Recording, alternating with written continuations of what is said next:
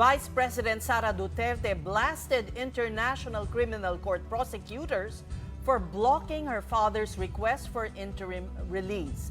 She insisted that former President Rodrigo Duterte never wielded his influence against witnesses in alleged extrajudicial killings during the war on drugs. The VP added her power over Digong's ICC case is negligible. The ICC prosecution team wants Duterte's bid for temporary freedom rejected on several grounds, including his camp's refusal to accept the legitimacy of ICC proceedings. Mr. Duterte is facing charges of crimes against humanity and has been detained in The Hague since March. And now let's discuss the arguments raised by ICC prosecutors in their bid to block the interim release appeal of former President Rodrigo Duterte. And joining us tonight is ICC-accredited lawyer Gilbert Andres. Good evening to you, attorney, and welcome to The Big Story. Good evening, and good evening to all the viewers of The Big Story. Well, before we discuss the case, may we get you to react to the statement made by the Vice President that her influence on the ICC is negligible?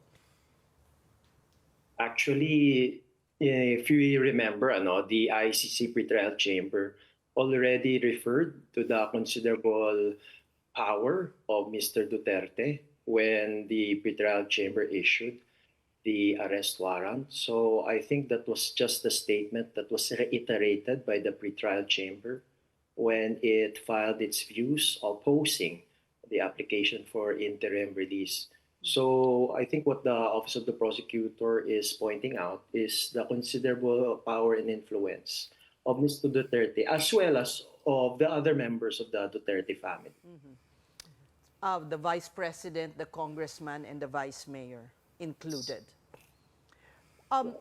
Attorney, have you been asked by the OPCV to also give your comment on the request by Mr. Duterte for interim release?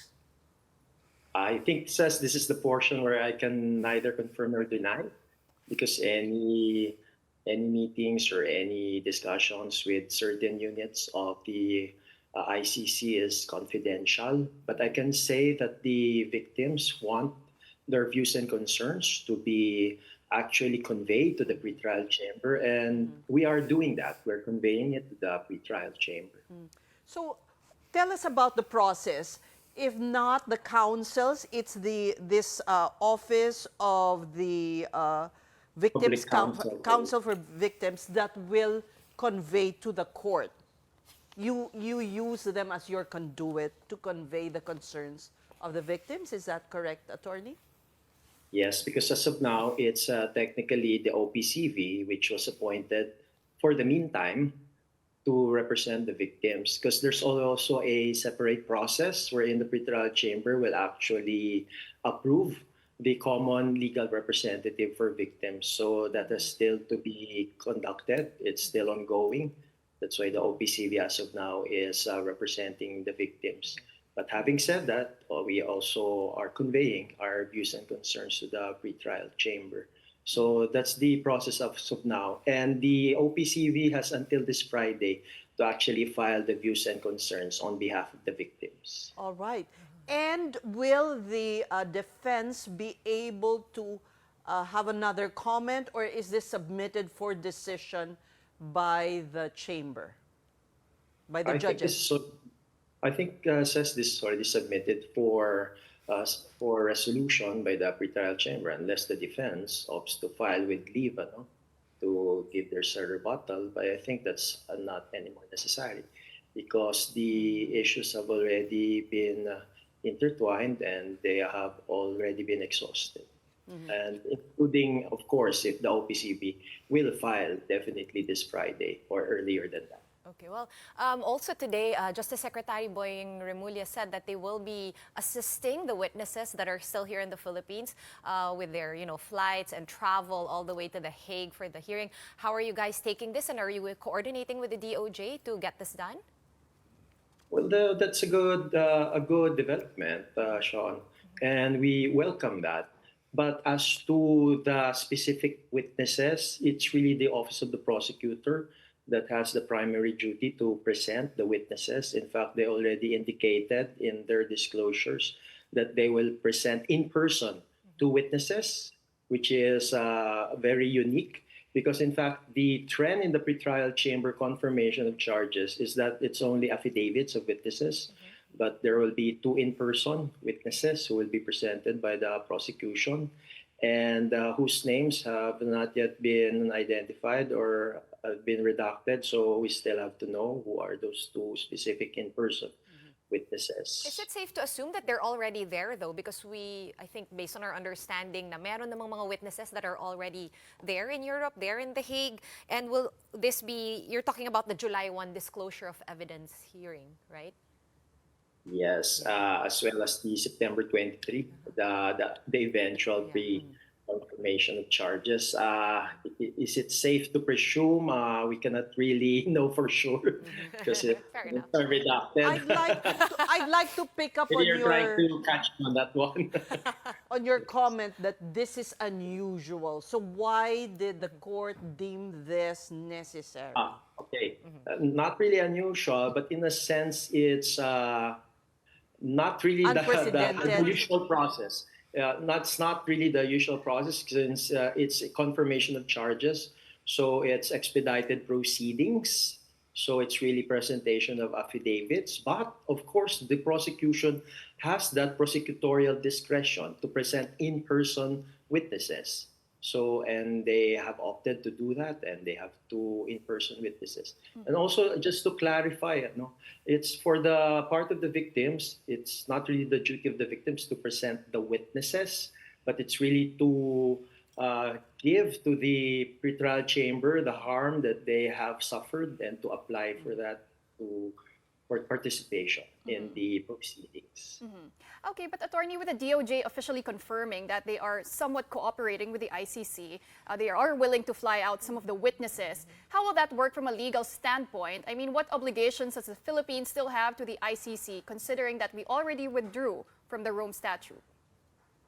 That's a good question because, in fact, I have been saying maybe 5 years before that the Philippines has residual obligations. It has still remaining obligations to cooperate with the ICC under Article 127 of the Rome Statute.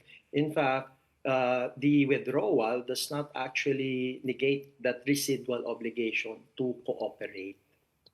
So kasama po yun doon, attorney, yung paglipad ng mga witnesses can fall under residual obligations. Yes, kasama po yan. In fact, it's for the state party to define what will be the metes and bounds of its cooperation. If it's flying witnesses, then so be it. If it's surrendering a person who's being indicted before the ICC, so be it. So it's part of it's the interplay of both the residual obligation under the Rome Statute and the sovereign functions of a state. Could rejoining the ICC not be far behind? Well, I really hope that this administration will rejoin the ICC because it will, in fact, try to reiterate, not just in the Philippines, but in the Southeast Asian region and in the Asian region, that there's really no room for impunity here in the Philippines. Attorney, we understand you are at The Hague. I am in the Netherlands. I will not just disclose. We're in the Netherlands. Okay. But I'm in the Netherlands. Kasi tatanungin ko sana kamusta yung park? sitwasyon sa labas. Are there still continued vigils? Do you have any idea? Ginawa ka namin kayong reporter. I cannot really confirm with personal knowledge as to any of those whereabouts. Okay. One clarification, attorney, yung sinasabi niyo magpapresent ngayong prosecution ng dalawang witness, malalaman ba ng publiko kung sino sila? I mean, in the interest of their safety or sa korte na lang yon and we won't know their identities? I think doon na lang sa presentation doon sa confirmation of charges. But I will add a colatilla, there are also facility for a redacted even an in-camera presentation of witnesses. Meaning to say, baka hindi po there's a possibility na baka hindi siya i-live or hindi siya i-audio feed kasi we know that there's an audio feed, ano? In fact, there's a video feed, ano? Like the one that happened last March. But it's also a possibility na hindi gawin yon or i-request na hindi gawin yon, kundi in camera lang. Only those persons who are physically present in the court will be allowed to hear and see those two in-person witnesses. So let's see. Because just remember, this is an international criminal court, international crimes are charged, and there's really a heightened risk of security. We had asked this of Attorney Conti last night because, and we'd like to ask you as well, Attorney, do you feel your fears assuaged by the position of the prosecutor? Because early on, before this was filed, there were fears that there was a done deal between the defense and the prosecution team. Oh, definitely. Definitely. This assuage any of our fears or anxious thoughts.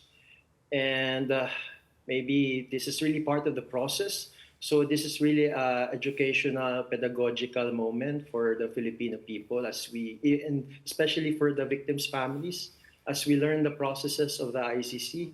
There's that possibility for an interim release to be filed, an application to be filed, and there's really an opportunity for both the prosecution and the victims to file their proofs.